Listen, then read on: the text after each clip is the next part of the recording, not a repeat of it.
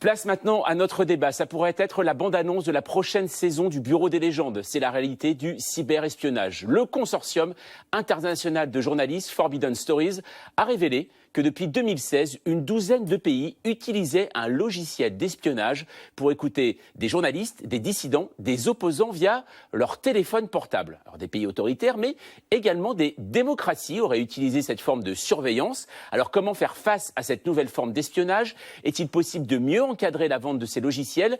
Pegasus, une exception ou la norme dans un futur de plus en plus technologique?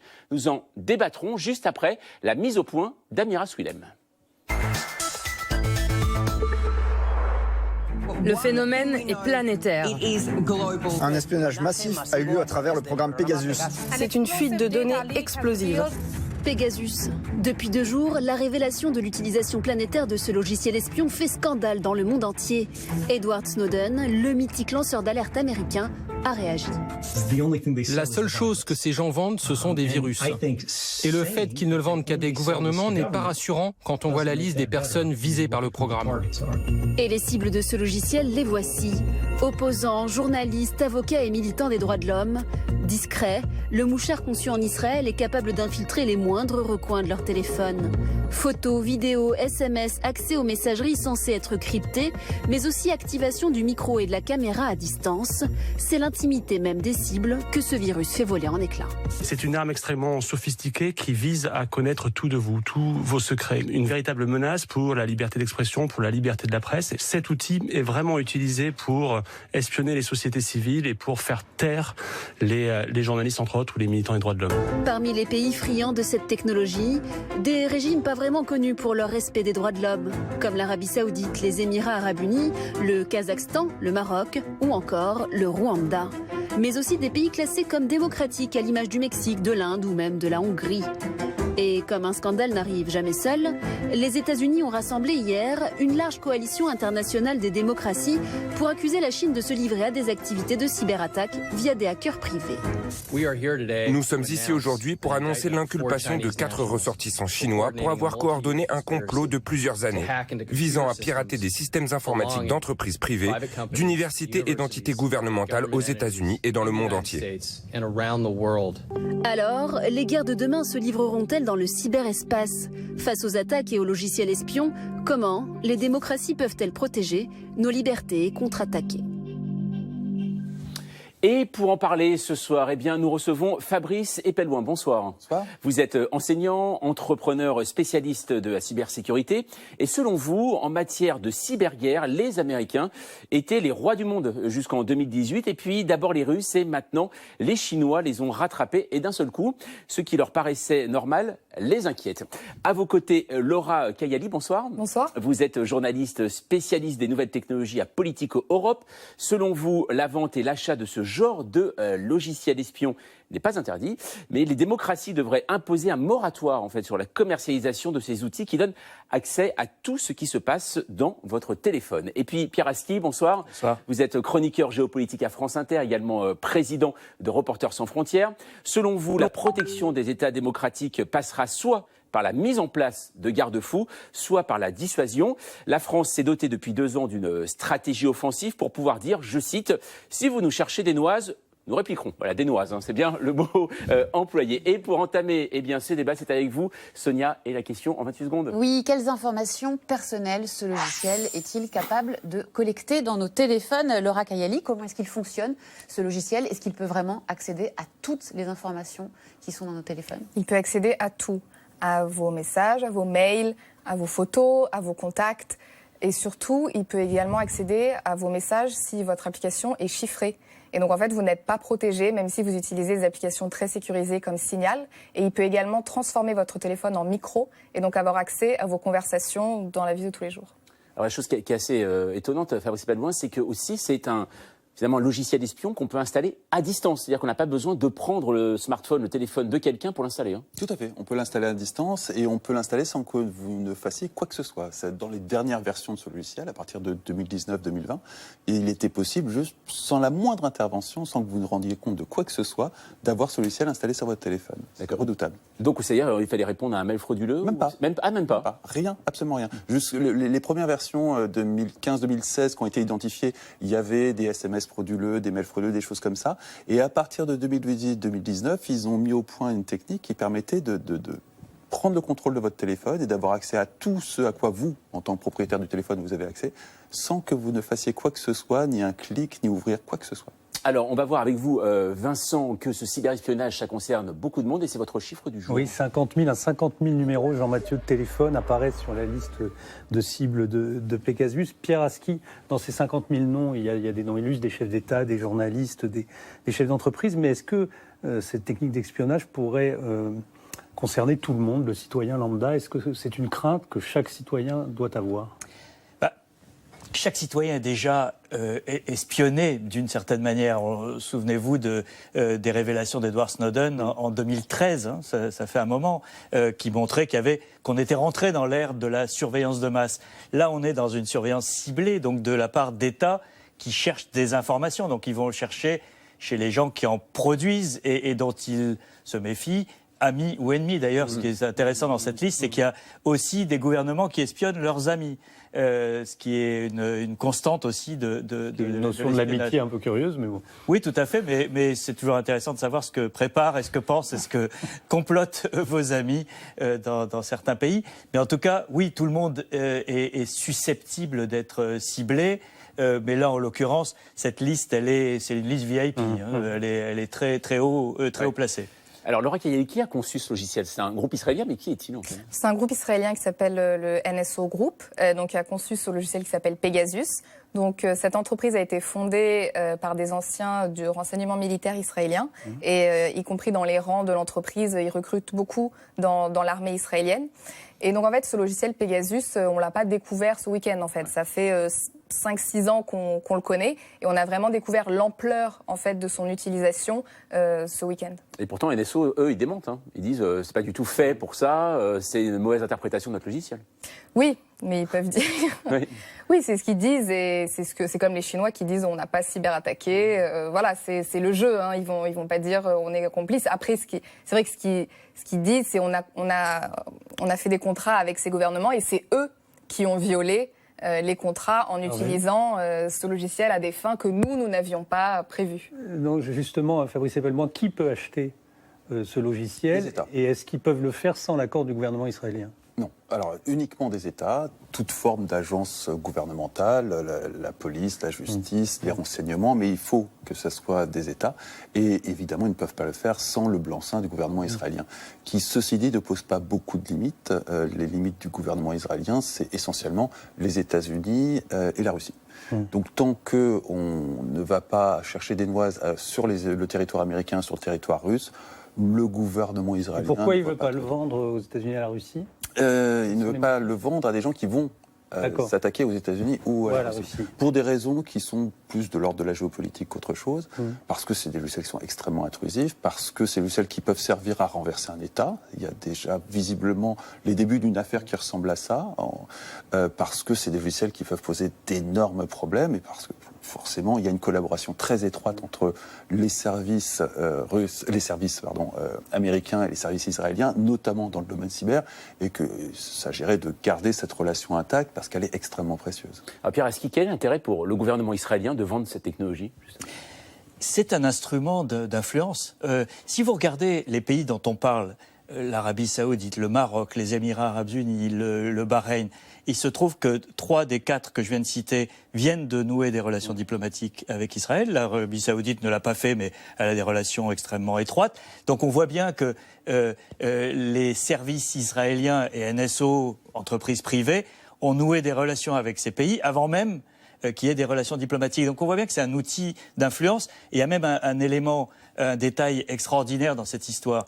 Ce logiciel a servi dans l'affaire Khashoggi. Vous savez, ce journaliste saoudien qui a été assassiné dans l'enceinte du consulat saoudien à Istanbul. Ça a servi à quoi finalement? Ça a servi à identifier ses contacts avec des dissidents saoudiens.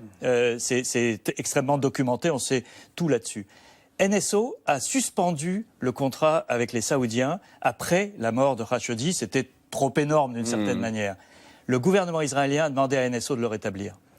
C'est donc un instrument de diplomatie, de soft power d'une certaine manière. C'est-à-dire qu'on a de l'influence auprès de ces États en leur fournissant ce qui les intéresse le plus, c'est-à-dire une technologie que sans doute il leur faudrait des années pour développer en interne et qui leur permet de rentrer dans la tête de leurs opposants. Oui. Laura Kayali, cet instrument, il est connu maintenant depuis des années. Comment on explique que les messageries dites chiffrées n'aient pas réussi à s'ajuster aux possibilités de Pegasus et à conserver la confidentialité qu'elles promettent? En fait, NSO Group, vous avez des gens qui du matin au soir sont payés pour toute la journée chercher des failles de sécurité. Et donc en fait, même si vous avez des logiciels qui sont très sécurisés, les logiciels d'Apple, ils sont parmi les plus sécurisés, c'est très difficile de se battre contre ça. Parce que vous avez des gens dont le job toute la journée, c'est de chercher la micro-faille et d'être toujours, comme disait Le Monde ce matin, 5 coups d'avance. Ils avaient 5 coups d'avance en fait sur Apple. Et donc c'est très difficile, même si vous avez des grosses équipes, de tenir le rythme. Est-ce que ce dévoilement d'un mot discrédite et empêchera Pegasus désormais de faire ce travail? Le fait qu'on connaisse maintenant publiquement ce pouvoir. Alors ça va dépendre de si la communauté internationale se saisit du sujet, si on met en place un moratoire comme le demande Edward Snowden. Ça va dépendre en fait de la réaction des États si on interdit la vente en fait de ce logiciel. Mais interdire Pegasus, c'est pas le mot, mais on imagine qu'il y en a d'autres aussi logiciels espions. Il y en a d'autres. Pegasus, c'est quand même le nec plus ultra en la matière, mais interdire la vente de ces logiciels est complètement irréaliste. Tous les services de renseignement utilisent ce type de logiciel. Il faut quand même ouvrir les yeux sur le fait que typiquement dans les journalistes espionnés en France, on en a à ce stade, et on est au début de l'affaire, un au Monde dont on n'a pas l'identité mais qui n'a strictement aucun rapport avec le Maroc, qui n'a jamais écrit sur le Maroc, et puis on a Éric Zemmour qui n'a quasiment aucun rapport avec le Maroc. Très clairement, il s'agit plutôt d'accords de coopération entre les services marocains et les services français, parce que la loi interdit aux services français d'espionner des journalistes, des avocats ou quoi que ce soit de ce type-là en France, mais par contre, rien n'interdit au Maroc d'espionner pour le compte de la France et de partager ses renseignements dans le cadre d'un accord de coopération. J'étais sur ce plateau il y a 2 mois pour parler d'une affaire où le Danemark espionnait des hauts fonctionnaires européens pour le compte des États-Unis. Les services fonctionnent sur ce mode de coopération. Donc, il faut aussi ouvrir les yeux sur le fait qu'on a aujourd'hui quelques méchantes dictatures et semi-démocraties qui se sont fait attraper à espionner. Mais la réalité, c'est que derrière, on a tout un cadre de coopération internationale qui font que ces logiciels sont utilisés aussi bien par des gentilles démocraties que des méchantes dictatures. Ça ne va pas être interdit si tôt. Alors, ce cyberespionnage, on le voit, c'est une réalité désormais presque quotidienne. Il y a cette affaire Pegasus, mais il y a aussi d'autres affaires. Et c'était le cas hier, on en a parlé aux États-Unis. Oui, la porte-parole de la Maison-Blanche, Jen Psaki, a annoncé la création d'une coalition contre les cyberattaques menées par la Chine. On la regarde. Aujourd'hui, un groupe sans précédent d'alliés et partenaires, dont l'Union européenne, le Royaume-Uni, l'Australie, le Canada, la Nouvelle-Zélande, le Japon et l'OTAN se joignent aux États-Unis pour exposer et critiquer les cyberactivités malveillantes du ministère chinois de la Sécurité d'État. Et c'est la première fois que l'OTAN condamne les cyberactivités de la Chine. Pierre Aski, habituellement en France, on associe plutôt la Russie aux cyberattaques, pas la Chine. Alors la Chine a beaucoup progressé ces dernières années et est devenue un acteur majeur du cyberespionnage, mais aussi de cyberattaques. Mais ce qui est intéressant dans l'affaire américaine, c'est que à la fois il y a ce que font les Américains depuis des mois, ça a commencé avec Trump, ça continue avec Biden, c'est-à-dire une coalition contre la Chine pour bloquer l'essor de la Chine. Et puis il y a ce qui se passe et ce que sont en train de mettre en place les Américains sur le cybermonde. On a vu l'autre jour, il y a 2 mois, Biden avec Poutine à Genève. Il lui a remis une liste de 16 secteurs en disant, voilà, vous touchez à l'un de ces secteurs, on fera la même chose chez vous. Et là, en faisant du naming and shaming, c'est-à-dire on cite et on met le projecteur sur le coupable, on fait la même chose avec les Chinois. Et on leur dit, en gros, c'est fini, la ligne rouge est là, et on rentre dans une ère on essaye en tout cas, de rentrer dans une ère de dissuasion. Et c'est un petit peu ce qui s'était passé avec le nucléaire, qui est peut-être plus facile d'une certaine manière, parce qu'on sait d'où part le missile et on sait qui dispose quel est l'ennemi. Sur le cyber, c'est plus compliqué parce que l'attribution est une chose extrêmement compliquée. Mais en tout cas, on essaye de mettre en place dans un système qui n'a pas de règles, il n'y a pas de loi de la guerre, il y a des lois de la guerre dans tous les autres domaines. Le cyber ou l'espace n'ont pas de régulation. Et donc les Américains essayent de créer un rapport de force pour négocier ces règles de la cyberguerre. Alors, on va voir justement que vous dites, Pierre Aski, n'est pas nouveau. On va prendre pour ça notre archive du jour qui nous ramène en 1998. En avril de cette année, l'Union européenne découvre qu'elle est espionnée par ses alliés, notamment américains. Le système Échelon ne consistait pas vraiment à prendre des nouvelles de ses meilleurs amis, mais plutôt à découvrir les secrets industriels du vieux continent. On ne se méfie jamais assez de ses vieux copains. Un document confidentiel révèle que tous les mois, des millions de communications téléphoniques, fax ou téléx sont décryptées par un gigantesque système d'écoute baptisé le réseau Échelon. Cette grosse boule pointée vers un satellite. Même chose ici, ou encore là. Elles sont des centaines de par le monde et appartiennent à un organisme d'espionnage américain, la NSA. 80 000 personnes, le plus grand parc du monde de superordinateurs, un service ultra secret dont les bases sont dispersées sur toute la planète, quelquefois à l'insu des pays d'accueil. Grâce à cette gigantesque installation, toutes les communications par téléphone, fax, courrier électronique sont interceptées. Ce système vient d'être dénoncé dans ce rapport de la communauté européenne. Nom de code, Échelon. Envoyer un document par télécopie, c'est comme envoyer une enveloppe, un document sans enveloppe. Le document circule et si quelqu'un peut le prendre, il peut le lire. Et tout ça, je pense que ça se pratique dans toutes les entreprises privées et probablement publiques. Voilà, ça, nous étions en 1998, Laura Kayali. En quoi c'est différent finalement un espionnage d'un pays, de la part d'un pays démocratique qu'une dictature ? Alors ça, c'est la question à 1 million. On pourrait dire qu'un pays démocratique, il y a un système de justice qui serait plus... Je vois que vous n'avez pas l'air tout à fait d'accord. Mais c'est vrai que ce qu'avait montré Edward Snowden en 2013, c'est que les États-Unis avaient fait la même chose. Ils avaient espionné Angela Merkel avec l'aide du Danemark. Et ce qu'on voit aussi dans ce scandale Pegasus, c'est que la Hongrie, qui est un pays de l'Union européenne, a utilisé également ce logiciel. Et ce qui est assez ironique, c'est que l'Union européenne, il y a 6 mois, a validé une loi de limitation assez légère de ce type de logiciel. Et en fait, un pays qui l'a voté est en train de l'utiliser. Donc c'est sûr que ça pose beaucoup de questions. Et on vient d'apprendre, en effet, Fabrice Ebellouin, que donc, le Maroc, pays ami, aurait espionné donc, Emmanuel Macron. Les États-Unis, pays ami, a également espionné à l'époque François Hollande et Angela Merkel. C'est normal, c'est comme ça que ça se passe. Ouais. Et ça ne va pas empêcher le Maroc de collaborer sur d'autres aspects avec les renseignements. C'est pour ça qu'on a un peu de mal à croire à la coalition contre les cyberattaques la chinoises, coalition est un fantasme. Les coalitions d'espions, ça existe ? Ne serait-ce qu'au niveau européen, la cybersécurité au niveau européen, c'est un fantasme. Rappelez-vous, le Danemark espionnait pour le compte des États-Unis des hauts fonctionnaires français. Il y a quelques années, c'est l'Allemagne qui espionnait pour le compte des États-Unis des secrets industriels d'Airbus.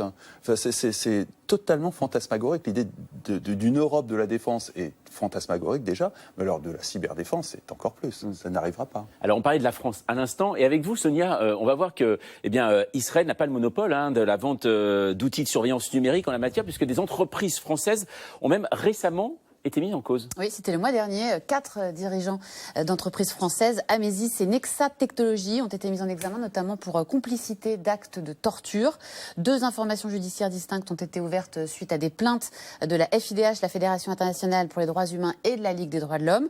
La première vise la vente en 2007 et en 2011 au régime de Mouammar Kadhafi d'un programme de cybersurveillance baptisé Eagle. À l'époque, la France, sous la présidence de Nicolas Sarkozy, avait entamé un rapprochement diplomatique avec avec la Libye de Kadhafi. La société française Amesis est donc accusée d'avoir fourni en toute connaissance de cause du matériel à l'État libyen qu'il a utilisé pour repérer des opposants puis les arrêter et les torturer. L'affaire avait éclaté en 2011 en plein printemps arabe suite à des révélations du Wall Street Journal.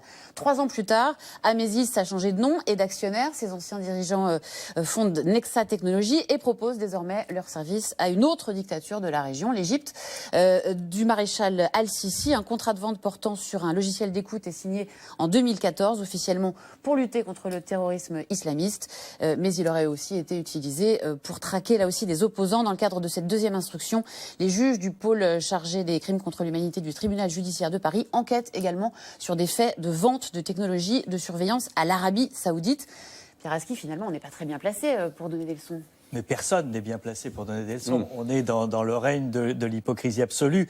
Il se trouve que Pegasus, c'est comme disait Fabrice, c'est le nec plus ultra. Donc c'est le meilleur, le plus intrusif, le plus perfectionné, mais que tout le monde est dans ce business, si je peux permettre.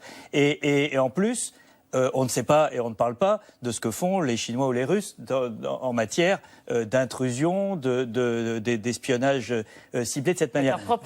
Donc là, avec leurs propres outils, évidemment. Et on voit très bien d'ailleurs que Pegasus n'est pas vendu en Asie. Et on peut pas, à part l'Inde, on peut pas imaginer que l'Asie ne s'intéresse pas à ce que font ses opposants ou ses avocats. Donc il y a la problématique, elle est aujourd'hui mondiale. Elle est comment arriver à réguler, si tant est que ça soit même envisageable, un secteur qui a explosé.